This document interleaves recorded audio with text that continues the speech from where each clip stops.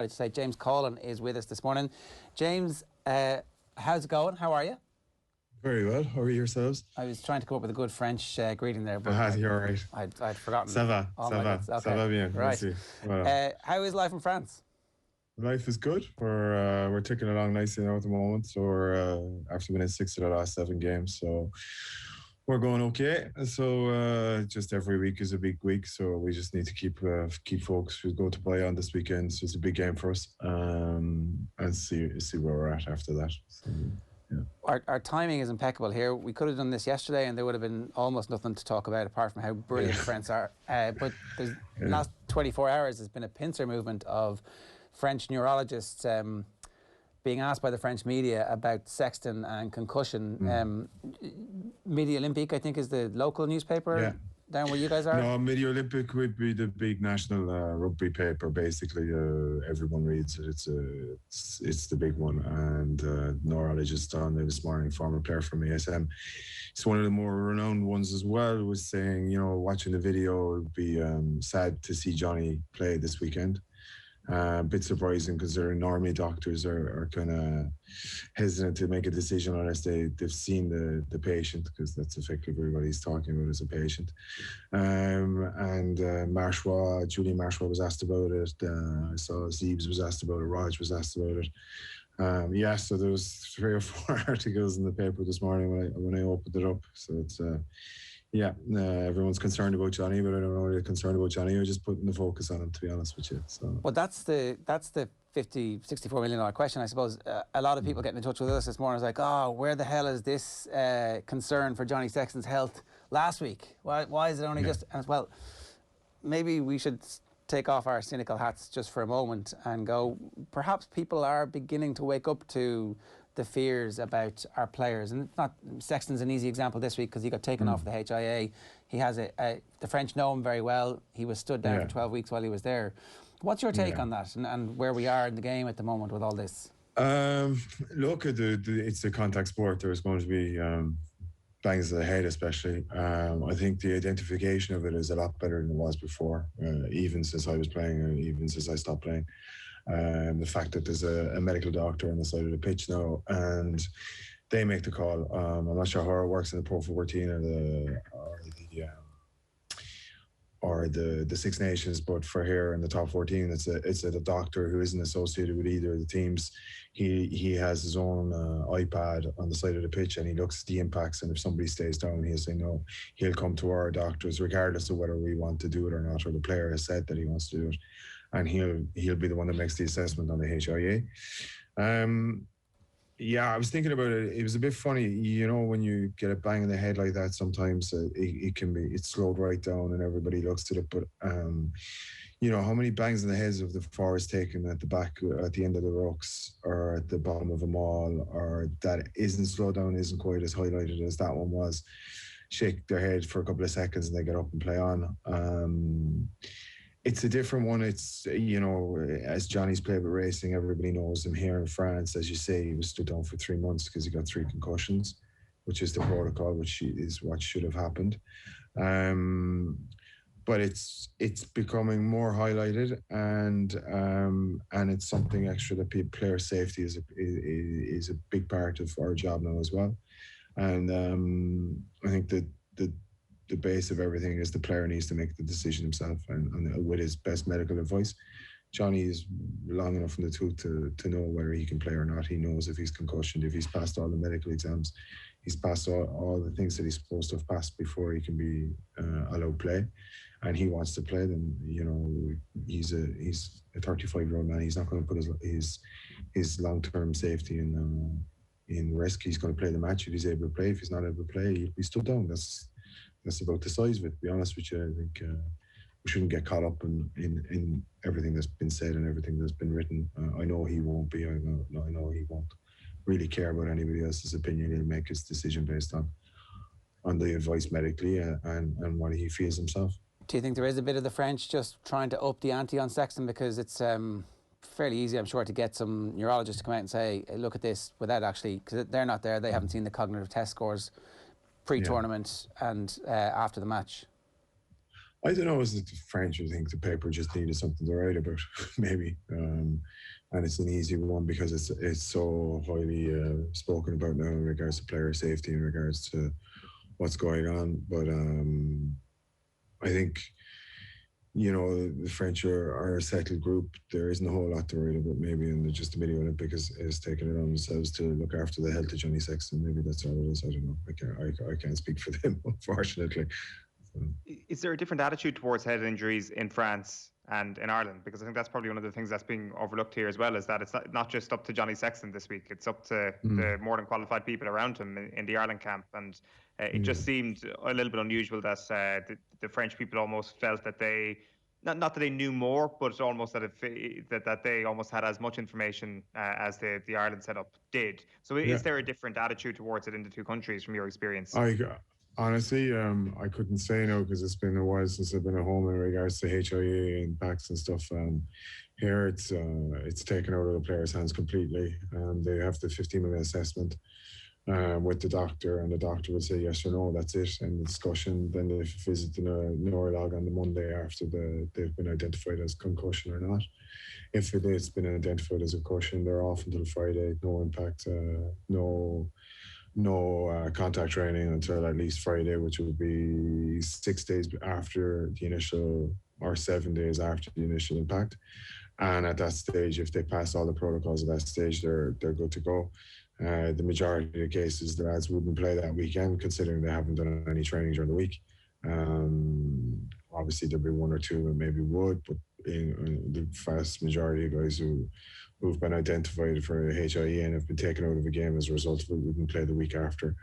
When I was doing my stuff in Marcosi, just the percentage of injuries after and concussion is, for the next 3 games, it goes 60% higher chance of being injured, regardless of what type of injury it is.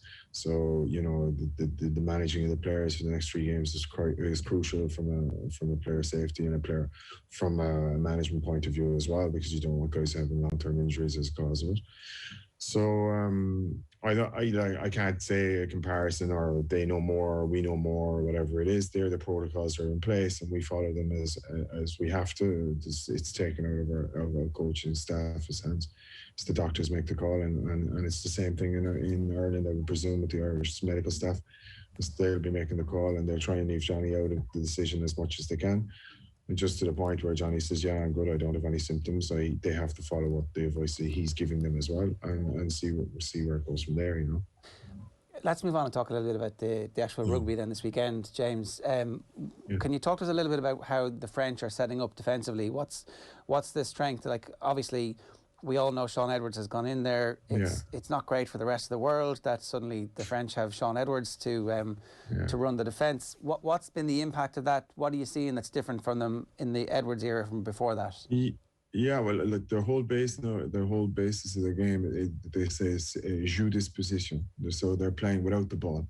We had the S&C guy here with us last week or a couple of weeks ago, who showed us like how they program the sessions, how they do the sessions, how they implement this play without the ball. That you can see the likes of Willemse, for example, their second row that plays with Montpellier, is leaner now than he was 2 or 3 years ago.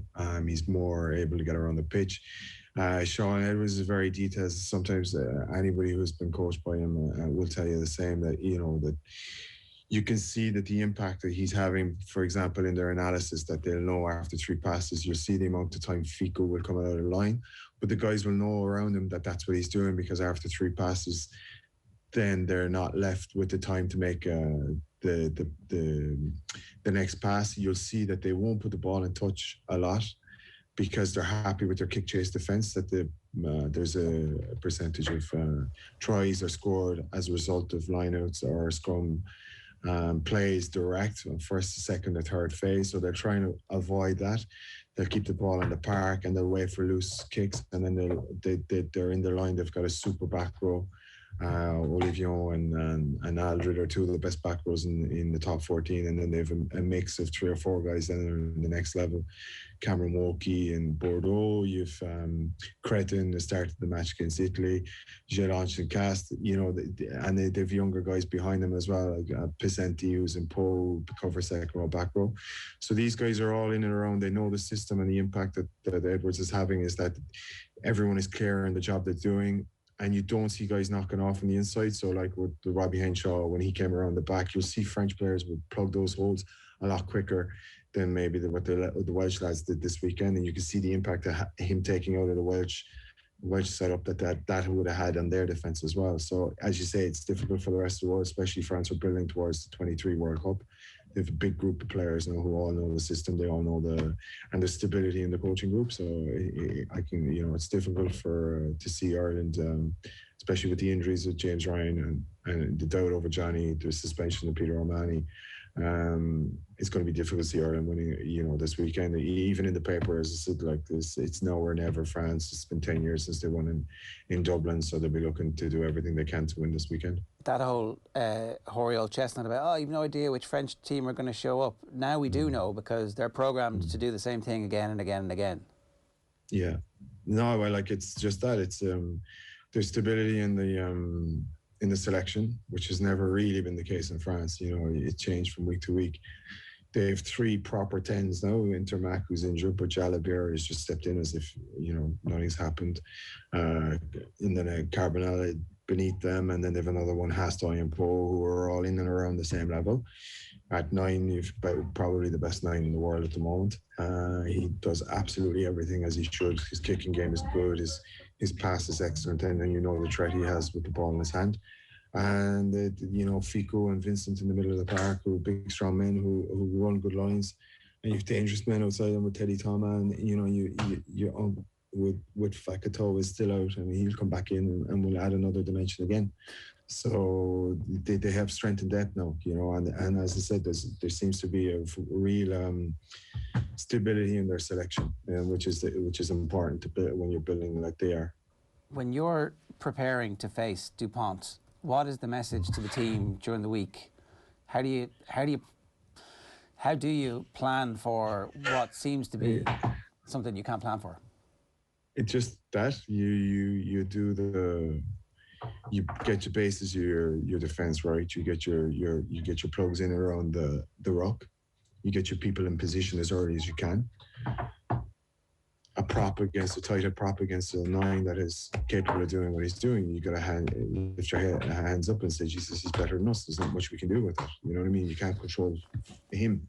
You can't base your whole defense around him. You got to get the bases, your defense down in regards to your principles around the rock, your spacing around the rock, and then afterwards your 3-4 phases after the rock, your work inside the ball, especially with somebody like him who's able to drift across a line and then just see a little hole, and then that's it. It's game over. He's in behind you, and once he's in behind you, they'll have the runners coming behind him. So Ireland, I think this week will be really focused on just getting the basis of the defence in place, the first thing is to try and slow down the ball so that you're actually structured in your defence. So there'll be a massive job on the back row. Van de Fleur, was excellent at it. CJ. And Tyke Byrne will obviously be looking to have a massive game again to get that ball a bit slower so that you don't give them those opportunities. The other thing I would say is that the kicking game needs to be spot on in your defensive game, because one loose kick, you see it Italy the weekend, one loose kick and he's in behind you, they're attacking, they're flooding in channels, and they're excellent. So, I mean, you can plan for him, but sometimes you just got to lift your head. It's the same, like they're comparing him to Messi here. It's probably a bit over the top for where he's at, but like it's just somebody who's got that X factor that you just really, there's not a lot you can do about it. If he pulls a rabbit out of a hat, that's just it. He's just done it, and you just go, congratulations, better. He did something amazing, and we'll just have to move on and keep working on what we can control ourselves. Yeah. He might be more Maradona than Messi. He's got that body shape, and maybe he'll win a World Cup. That's the thing. It's yeah, he might. Yeah, I think they'd have to be one of the favourites now, wouldn't they? At home, they're going to pick and choose where they play teams as well in regards to stadiums. Marseille is always a difficult place to go. You know, I think they've never lost them as Marseille. So if they do end up playing the All Blacks or something like that, I wouldn't be surprised if they move the matches around. And but look, you know how things are here. It could all change. But I think the structure and that they have now, Laporte and Galtier and his coaching staff is pretty much nailed down now for the World Cup. And outside Dupont, Intermac, and Olivier, if they went missing tomorrow, they're not the same team. You know what I mean? They would be the big ones that they'd be wrapping cotton wool between now and the World Cup, I would reckon. Yeah, for sure. James, always great to talk to you. Really thoughtful stuff. Thanks a million. Continued success as well. No problem. Thank you.